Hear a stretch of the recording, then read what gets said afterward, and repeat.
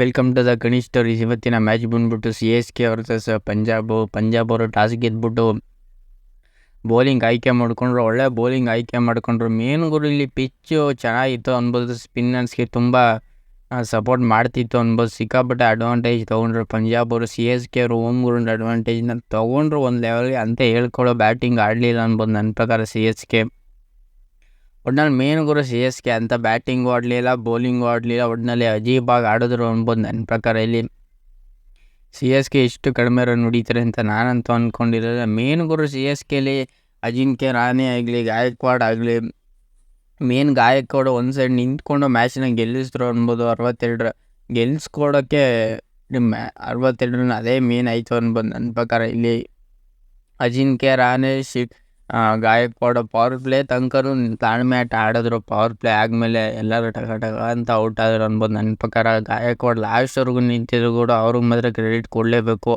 ಅವರು ball to ball run ಹೊಡೆದ್ರು ಅನ್ಬೋದು ನನ್ನ ಪ್ರಕಾರ. ಇಲ್ಲಿ ಮೇನ್ ಗುರು ಇಲ್ಲಿ ಅಜಿಂಕ್ಯ ರಹಾನೆ ಮತ್ತು ಗಾಯಕ್ವಾಡ್ ಅವರಿಬ್ಬರು ಪಾರ್ಟ್ನರ್ಶಿಪ್ಪಿಂದನೇ ಆಲ್ಮೋಸ್ಟ್ ಇವರು ಇಷ್ಟೊಂದು ರನ್ ಬಂತು ಅನ್ಬೋದು ನನ್ನ ಪ್ರಕಾರ. ಇಲ್ಲಾಂದರೆ ಇಲ್ಲಿ ಬಂದವರೆಲ್ಲ ಶಿವಮ್ ದುಬೆ ಆಗಲಿ, ಜಡೇಜಾ ಆಗಲಿ, ಧೋನಿ ಆಗಲಿ, ಮೊಯಿನ್ ಅಲಿ ಆಗಲಿ ಅಂತ ಹೇಳ್ಕೊಳ್ಳೋರು ನೋಡಿಲ್ಲ. ಯಾರು ಅಂತ ಹೇಳ್ಕೊಳ್ಳೋರು ನೋಡಲಿಲ್ಲ. ಧೋನಿ ಅವರು ಸಿಕ್ಕಾಪಟ್ಟೆ ಸ್ಟ್ರಗಲ್ ಪಟ್ಟರು ಅನ್ಬೋದು ನನ್ನ ಪ್ರಕಾರ. ಇಲ್ಲಿ ಧೋನಿ ಏನಾದ್ರು ಅದೇ ಅದೇ ಬ್ಯಾಟಿಂಗ್ನ ಒಂಚೂರು ಡಾರ್ವಿನ್ ಮಿಚೆಲ್ಗೆ ಏನಾದ್ರು ಕೊಟ್ಟಿದ್ರೆ ರನ್ ತಂದು ಕೊಡ್ತಿದ್ದಿಲ್ಲ. ಇವರು ಸಿಕ್ಕಾಪಟ್ಟೆ ಎಕ್ಸ್ಟ್ರಾಸ್ ಹಾಕಿದ್ರು, 18 ಎಕ್ಸ್ಟ್ರಾಸ್ ಹಾಕಿದ್ರು ಅಂತ ಎಲ್ಲ ಮ್ಯಾನೇಜ್ ಮಾಡಿದ್ರು ಅನ್ಬೋದು ನನ್ನ ಪ್ರಕಾರ. ಇಲ್ಲಿ ಒಟ್ನಲ್ಲಿ ಮೇನ್ ಗುರು ಇಲ್ಲಿ ಶಿವಮ್ ದುಬೆ ಔಟ್ ಆಗಿದೆ. ಅದು ನನ್ನ ಪ್ರಕಾರ ಮ್ಯಾಚ್ ಟರ್ನಿಂಗ್ ಆಯಿತು ಅನ್ಬೋದು. ಇಲ್ಲಿ ಮ್ಯಾಚ್ ಟರ್ನಿಂಗ್ ಆಗಿದೆ ನನ್ನ ಪ್ರಕಾರ. ಶಿವಮ್ ದುಬೆ 8ನೇ ಓವರ್ಗೆ ಔಟ್ ಆದರು. ಆಮೇಲೆ ಅವರಿಂದ ಜಡೇಜಾನು ಬೇಗನೆ ಔಟ್ ಆದರು. ಮತ್ತು ಅವರಿಂದ ಅಷ್ಟೇ ಗುರು. ಆಮೇಲೆ ಗಾಯಕ್ವಾಡನು ಅವರಿಂದನೇ 17ನೇ ಓವರ್ಗೆ ಅವರಿಂದನೂ ಔಟ್ ಆದರು. ಅದರಿಂದನೇ ನನ್ನ ಪ್ರಕಾರ ಮ್ಯಾಚ್ ಅಲ್ಲೇ ಟರ್ನಿಂಗ್ ಆಯಿತು ಇವ್ರ ಕಡೆ. ಮೇನ್ ಗುರು ಇಲ್ಲಿ ಇವ್ರ ಕಡೆ ಮೇನ್ ಇಲ್ಲಿ ಸಿಕ್ಕಾಪಟ್ಟೆ ರಾಹುಲ್ ಚಹಲ್ ಆಗಲಿ ಮತ್ತು ಅಕ್ಷಯ್ ಪಟೇಲ್ ಆಗಲಿ. ಅಕ್ಷಯ್ ಪಟೇಲ್ ಸಿಕ್ಕಾಪಟ್ಟೆ 12 ರನ್ ಕೊಟ್ಟರು. ಆಮೇಲೆ ಅವ್ರ ಕೈಲಿ ಓವರೇ ಕೊಡಲಿ. ಮೇನ್ ಇಲ್ಲಿ ರಬಾಡ ಮ್ಯಾಚ್ ವಿನ್ನಿಂಗ್ ಕಾರಣ ಆದರು ಅನ್ಬೋದು. ರಬಾಡ ನನ್ನ ಪ್ರಕಾರ ಇಲ್ಲಿ ರಬಾಡ ಅವರು ಸಿಕ್ಕಾಪಟ್ಟೆ 1 ವಿಕೆಟ್ ತೆಗೆದ್ರು. ಆಮೇಲೆ ಅಪ್ಸಿತ್ ಸಿಂಗ್ ಅಷ್ಟು ಅವರು ಹೊಸ್ಕೊಂಡ್ರು. ಮ್ಯಾಚ್ ಹೆಂಗೋ ಮ್ಯಾನೇಜ್ ಮಾಡಿದ್ರು. ಮತ್ತು ಅಶ್ಮಿತ್ ಬ್ರಾಗೆ ಕ್ರೆಡಿಟ್ ಕೊಡಬೇಕು, ಅವರೇ 2 ವಿಕೆಟ್ ತೆಗೆದ್ರು. ಮತ್ತು ರಾಹುಲ್ ಚಹಲ್ಗೂ ಅಷ್ಟೇ. ಅವರಿಬ್ಬರು ಮ್ಯಾಚ್ನ ಹಿಂಡ್ಬಿಟ್ರು ಅನ್ಬೋದು ನನ್ನ ಪ್ರಕಾರ. ಇಲ್ಲಿ ಅವರಿಬ್ಬರೇ ಮ್ಯಾಚ್ನ ಗೆಲ್ಲಿಸ್ಕೊಟ್ರು ಅನ್ಬೋದು. ಒಟ್ಟಿನಲ್ಲಿ ಅವರಿಬ್ಬರು ಮ್ಯಾಚು ಮೇನ್ ಇಲ್ಲಿ ಸ್ಪಿನ್ನರ್ಗೆ ಸಿಕ್ಕಾಪಟ್ಟೆ ಯೂಸ್ಫುಲ್ ಆಯಿತು ಗುರು. ಅದರಿಂದನೇ ಮ್ಯಾಚ್ನ ಗೆಲ್ಲಕ್ಕೆ ಸ್ಟಾರ್ಟ್ ಆಯಿತು ಅನ್ಬೋದು. ಒಟ್ಟಿನಲ್ಲಿ ನನ್ನ ಮೇನ್ ಗುರು ಗಾಯಕ್ವಾಡ್ ಬ್ಯಾಟಿಂಗ್ ಏನಾರು ಬ್ಯಾಟಿಂಗ್ ಆಡಿತಿಲ್ಲ ಅಂದರೆ ಇನ್ನೂ ಏನೋ ಒಂದು 120 140 ಹೊಡೆದ್ಬಿಟ್ಟು CSK ಅವರು ಒಟ್ನಲ್ಲಿ ಕಡಿಮೆ ರನ್ನೇ ಗುರು. ಇದು ಸಿಕ್ಕಾಪಟ್ಟೆ ಬ್ಯಾಟಿಂಗ್ ಹೋಲಿಸ್ಕೊಂಡ್ರೆ ರನ್ ಪರವಾಗಿಲ್ಲ. ಒಟ್ಟಿನಲ್ಲಿ ಈಗ 200 250 ಹೊಡೆಯೋ ಮೂಮೆಂಟಲ್ಲಿ 165 ಹೊಡೆದ್ರೆ ಇದೆಲ್ಲ ಪಂಜಾಬ್ಗೆ ಯಾವ ಲೆಕ್ಕ? ಹೋದ ಸತಿ ನೋಡಿದ್ರೆ 250ನೇ ಚೇಂಜ್ ಮಾಡ್ಕೊಬಂದ್ರೆ ಇದೆಲ್ಲ ಯಾವ ಲೆಕ್ಕ ಅನ್ಬೋದು. ಒಟ್ಟಿನಲ್ಲಿ 162ನ ಚೇಂಜ್ ಮಾಡೋಕ್ಕೆ ಬಂದವರು. ಒಟ್ಟಿನಲ್ಲಿ ಹೊರಗಡೆ ಒಳ್ಳೆ ಸ್ಟಾರ್ಟೇ ಸಿಕ್ತು ಅನ್ಬೋದು ನನ್ನ ಪ್ರಕಾರ. ನನ್ನ ಮೇನ್ ಗುರು ದೀಪಕ್ ಚಾಲು ಇಂಜುರಿ ಆಗಿ ಒಂದು ಬಾಲ್ ಮಾಡಿಬಿಟ್ಟು ಹೋಗ್ಬಿಟ್ರು. ಆ ಓವರ್ನ ಶಾಕುರ್ ಠಾಕೂರ್ ಮಾಡಿದ್ರು. ಅಲ್ಲೇ ಮ್ಯಾಚ್ ಹೋಗ್ಬಿಡ್ತು ಅನ್ಬೋದು ನನ್ನ ಪ್ರಕಾರ. ಇಲ್ಲಿ ಶಾಕುರ್ ಠಾಕೂರು ಸಿಕ್ಕಾಪಟ್ಟೆ ರನ್ನ ಹೊಡೆಸ್ಕೊಂಡ್ರು. ಏನು ಗುರು ಶಾಕುರ್ ಠಾಕೂರ್ 48 ರನ್ ಹೊಡೆಸ್ಕೊಂಡ್ರು, 1 ವಿಕೆಟ್ ತೆಗೆದ್ರು. ಮತ್ತು ದೀಪಕ್ ಚಾಲು ಎಷ್ಟೋ 2 ಬಾಲ್ ಮಾಡಿಬಿಟ್ಟು ಹೋಗ್ಬಿಟ್ರು. ಅವ್ರಿಗೆ ಇಂಜುರಿ ಆಯಿತು. ಮತ್ತು ಮೇನ್ ಗುರು ಇಲ್ಲಿ ಇವರು ಶಿವಮ್ ದುಬೆ ಕೈಲಿ ಬೌಲಿಂಗ್ ಕೊಟ್ಟಿದ್ರು. ಅವರು ಒಂದು ವಿಕೆಟ್ ತಗೊಂಡ್ರು. ಆಮೇಲೆ ಸಿಕ್ಕಾಪಟ್ಟೆ ರನ್ ಹೊಡೆಸ್ಕೊಂಡ್ರು. ಮೊಯಿನ್ ಅಲಿ ಅಂತ ಕೇಳಂಗಿಲ್ಲ ಗುರು. ಆಮೇಲೆ ರವೀಂದ್ರ ಜಡೇಜಾನು ಕೇಳಂಗಿಲ್ಲ. ಎಲ್ಲ ಆಲ್ಮೋಸ್ಟ್ ಮೇನ್ ಇಲ್ಲಿ ಫಿಸರ್ ಕೇಳಂಗಿಲ್ಲ. ನಾನು ಹೇಳಿದೆ ಇವ್ರನ್ನ ತೆಗಿಬೇಕಿತ್ತು ಗುರು, ಇವ್ರು ತೆಗಿಲಿಲ್ಲ. ಅದರಿಂದನೇ ಮ್ಯಾಚ್ ಸೋತರು. ಮತ್ತು ಅಷ್ಟೇ ಗುರು. ಇದು ನೆಕ್ಸ್ಟ್ ಲೆವೆಲ್ ಮ್ಯಾಚ್ ಅನ್ನೋಂಗಿಲ್ಲ. ಒಟ್ಟಿನಲ್ಲಿ ಪವರ್ ಪ್ಲೇನಾರಲ್ಲ ಏನಾರು 1 ವಿಕೆಟ್ ತೆಗ್ದಿರೋ. ಒಟ್ಟಿನಲ್ಲಿ 2-3 ವಿಕೆಟ್ ತೆಗ್ದಿರೋ ಮ್ಯಾಚ್ ಗೆಲ್ಲೋ ಮೂಮೆಂಟ್ ಇತ್ತು. ಪವರ್ ಪ್ಲೇ 1 ವಿಕೆಟ್ ತೆಗೆದ್ಬಿಟ್ಟು ಗೆಲ್ರಪ್ಪ ಅಂದರೆ ಎಲ್ಲಿಂದ ಗೆಲ್ತಾರೆ ಗುರು? ಆಮೇಲೆ ಮೇನ್ ಪವರ್ ಪ್ಲೇಲಿ ಕೆಡಗಿದ್ರು ಒಟ್ಟಿನಲ್ಲಿ CSK ಬೌಲರ್ನ. ಆಮೇಲೆ ಜಾಸ್ ಪಟ್ರು ಮತ್ತು ರೋನಿ ರೆಸೋ ಇಬ್ಬರೂ ಆಲ್ಮೋಸ್ಟ್ 46-43 ಹೊಡೆದ್ರು. ಮ್ಯಾಚ್ ಸಿಕ್ಕಾಪಟ್ಟೆ ಇಷ್ಟು 10 ಓವರ್ ತನಕ ಒಂಚೂರು ಚೆನ್ನಾಗಿತ್ತು ಅನ್ಬೋದು. 10 ಓವರ್ ಆದಮೇಲೆ ಅಂತ almost ball to ball run ಬಂದ್ಬಿಟ್ಟಿತ್ತು ಅಂತ ಹೇಳ್ಕೊಳ್ಳೋ ಮ್ಯಾಚ್ ಇರಲಿಲ್ಲ ಗುರು. ಮ್ಯಾಚ್ ಅಲ್ಲೇ ಆಲ್ಮೋಸ್ಟ್ ಹೋಗ್ಬಿಟ್ಟಿತ್ತು. ಒಟ್ನಲ್ಲಿ ಮೇನ್ ಇಲ್ಲಿ ಜಾನಿ ಬೇಸ್ಟನ್ನು ಚೆನ್ನಾಗಿ ಆಡಿದ್ರು ಅನ್ಬೋದು. 46 ರನ್ ಹೊಡೆದ್ರು, 7 4 ಹೊಡೆದ್ರು, ಒಂದು 6 ಹೊಡೆದ್ರು. ಆಲ್ಮೋಸ್ಟ್ ಮ್ಯಾಚ್ ಹೋಗ್ಬಿಟ್ಟಿತ್ತು. ಒಂಚೂರು ಬೌಲಿಂಗ್ ಅಷ್ಟೊಂದು ಇರಲಿಲ್ಲ. ಒಟ್ಟಿನಲ್ಲಿ CSK ಹೋಮ್ ಗ್ರೌಂಡ್ ಅಡ್ವಾಂಟೇಜ್ ತೊಗೊಳ್ಲಿಲ್ಲ. ಒಟ್ಟಿನಲ್ಲಿ ಅಡ್ವಾಂಟೇಜ್ ತೊಗೊಂಡ್ರು. ಒಟ್ಟಿನಲ್ಲಿ ನಾನು ಮೇನ್ ಗುರು ಇವರು ಅಂತ ಹೇಳ್ಕೊಳ್ಳೋ ಒಂದು 190 180 ಇಲ್ಲ 195 ಬಂದಿದೆ ಒಂಚೂರು ಚೆನ್ನಾಗಿರೋ ಸ್ಕೋರ್ ಅನ್ಬೋದು. ಒಟ್ಟಿನಲ್ಲಿ ಸ್ಪಿನ್ಗೆ ಇವರು ಸಿಕ್ಕಾಪಟ್ಟೆ ಸ್ಟ್ರಗಲ್ ಪಟ್ಟರು. CSK ಬ್ಯಾಟರು ಗಾಯಕ್ವಾಡ್ ಅಷ್ಟೇ ಸಿಕ್ಕಾಪಟ್ಟೆ ಸ್ಟ್ರಗಲ್ ಪಟ್ಟು ಹಾಫ್ ಸೆಂಚುರಿ ಹೊಡೆದ್ರು ಅನ್ಬೋದು ನನ್ನ ಪ್ರಕಾರ. ಅಷ್ಟೇ ಗುರು. ಒಟ್ಟಿನಲ್ಲಿ CSK ನಾನು ಹೇಳಿದೆ ಮೇನ್ ಇಲ್ಲಿ. ಆಮೇಲೆ ಅವರು ಒಟ್ಟಿನಲ್ಲಿ ಜಾನಿ ಬೇಸ್ಟ್ ಔಟ್ ಆಯ್ತಿದ್ದಂಗೆ ಶಶಾಂಕ್ ಸಿಂಗು ಮತ್ತು ಸ್ಯಾಮ್ ಕರ್ನ್ ಬಂದ್ಬಿಟ್ಟು ಮ್ಯಾಚ್ನ ಮುಗಿಸ್ತರು ಅನ್ಬೋದು. ಒಟ್ಟಿನಲ್ಲಿ ಅವರಿಬ್ಬರು ಬಂದ್ಬಿಟ್ಟು ಮ್ಯಾಚ್ ಮುಗಿಸ್ತರು ಆಲ್ಮೋಸ್ಟ್ ಅನ್ಬೋದು ನನ್ನ ಪ್ರಕಾರ ಇಲ್ಲಿ. ಒಟ್ಟಿನಲ್ಲಿ CSK ಅವರು ಬೌಲಿಂಗ್ ಕಳಪೆ ಆಗಿತ್ತು ಮತ್ತು ಫೀಲ್ಡಿಂಗು ಎಲ್ಲ ಬಿಡ್ತಿರು. ಶಿವಮ್ ದುಬೆನೂ ಫೀಲ್ಡಿಂಗ್ ಅಷ್ಟು ಚೆನ್ನಾಗಿ ಮಾಡಲಿಲ್ಲ. ಒಟ್ಟಿನಲ್ಲಿ ಫೀಲ್ಡಿಂಗ್ ಎಲ್ಲ ಬಿಟ್ಕೊಂಡು 4ಗಳೆಲ್ಲ ಬಿಟ್ಕೊಂಡಿರೋ ಮ್ಯಾಚ್ ಸೋತರು ಅನ್ಬೋದು. ಒಟ್ಟಿನಲ್ಲಿ ಶಶಾಂಕ್ ಸಿಂಗ್ ಸ್ಯಾಮ್ ಕರ್ನ್ ಒಟ್ಟಿನಲ್ಲಿ ಮ್ಯಾಚ್ನ ಮುಗಿಸ್ತರು ಅನ್ಬೋದು ನನ್ನ ಪ್ರಕಾರ ಇಲ್ಲಿ. ಒಟ್ಟಿನಲ್ಲಿ 10 ಎಕ್ಸ್ಟ್ರಾಸ್ ಕೊಟ್ಟರು ಅವರು. ಅಲ್ಲೇ ಮ್ಯಾಚ್ ಆಲ್ಮೋಸ್ಟ್ ಹೋಗ್ಬಿಟ್ಟಿತ್ತು. ಜಡೇಜಾ ಆಗಲಿ ಶಿವಮ್ ದುಬೆ ಆಗಲಿ ಯಾರು ಮೋಸ್ಟ್ಲಿ ಇವರು ಪತಿರಾಯಣನ ಆಡಿಸ್ಲಿಲ್ಲ. ಅದರಿಂದ ಮ್ಯಾಚ್ ಸೋತ್ರ ಅನ್ಬೋದು ನನ್ನ ಪ್ರಕಾರ ಇಲ್ಲಿ. ಹೇಳ್ಕೊಳ್ಳೋ ಸ್ಕೋರ್ ಇರಲಿಲ್ಲ ಗುರು, ಅದರಿಂದನೇ ಮ್ಯಾಚ್ ಸೋತರು. ಒಟ್ಟಿನಲ್ಲಿ ನಾನು ಹೇಳಿದ್ದೆ CSK ಪಂಜಾಬ್ ಅವರು ಅಷ್ಟು ಈಸಿಯಾಗಿ ಬಿಟ್ಕೊಡೋದಿಲ್ಲ ಅಂತ ನಾನು ಪ್ರಿವ್ಯೂ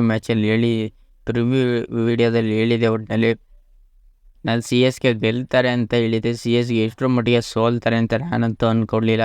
ಒಟ್ಟಿನಲ್ಲಿ ಪಂಜಾಬ್ ಅವ್ರು ಗೆದ್ದರು. ಒಟ್ಟಿನಲ್ಲಿ SRH ಅವರು ಇಲ್ಲಿ SRH ಹೋಮ್ ಗ್ರೌಂಡ್ ಅಡ್ವಾಂಟೇಜ್ ನನ್ನ ಪ್ರಕಾರ ತೊಗೋತಾರೆ. ಒಟ್ಟಿನಲ್ಲಿ RR ಗೆದ್ದರೆ RCBಗೆ ಯೂಸ್ಫುಲ್ ಆಗುತ್ತೆ. ಒಟ್ಟಿನಲ್ಲಿ ಒಂಚೂರು ಹೋಪ್ ಇರುತ್ತೆ ಪ್ಲೇ ಆಫಿಗೆ ಬರೋಕ್ಕೆ ಅನ್ಬೋದು. ಒಟ್ಟಿನಲ್ಲಿ ಮೇನ್ ಗುರು RR ಪಾಯಿಂಟ್ ಇಲ್ಲಿ ನೋಡೋದಾದರೆ ಒಟ್ಟಿನಲ್ಲಿ ಮೇನ್ ಇಲ್ಲಿ ಬೆನ್ ಸ್ಟ್ರೋಕ್ ಆಗಲಿ, ಒಟ್ಟಿನಲ್ಲಿ ಬೆನ್ ಸ್ಟ್ರೋಕು ಯಶಸ್ವಿ ಜೈಸ್ವಾಲ್ ಆಡಲಿಲ್ಲ ಅಂದರೆ ಇಲ್ಲಿ ಸಂಜು ಸ್ಯಾಮ್ಸಂಗ್ ಬಂದ್ಬಿಟ್ಟು ಆಡ್ಕೊಡ್ತವ್ರೆ. ಅದರಿಂದನೇ ಮ್ಯಾಚ್ ಗೆಲ್ಲೋ ಚಾನ್ಸಸ್ ಇದೆ. ಒಟ್ಟಿನಲ್ಲಿ ಟ್ರೆಂಟ್ ಬೋಲ್ಟ್ ಚೆನ್ನಾಗಿ ಪವರ್ ಪ್ಲೇಯಲ್ಲಿ ವಿಕೆಟ್ಗಳು ತಕ್ಕೊಟ್ರೆ ಒಟ್ಟಿನಲ್ಲಿ ಗೆಲ್ತಾರೆ, ಇಲ್ಲಾಂದರೆ ಸ್ಟ್ರಗಲ್ ಪಡ್ತಾರೆ ಯಾರು ಅನ್ಬೋದು ನನ್ನ ಪ್ರಕಾರ ಇಲ್ಲಿ.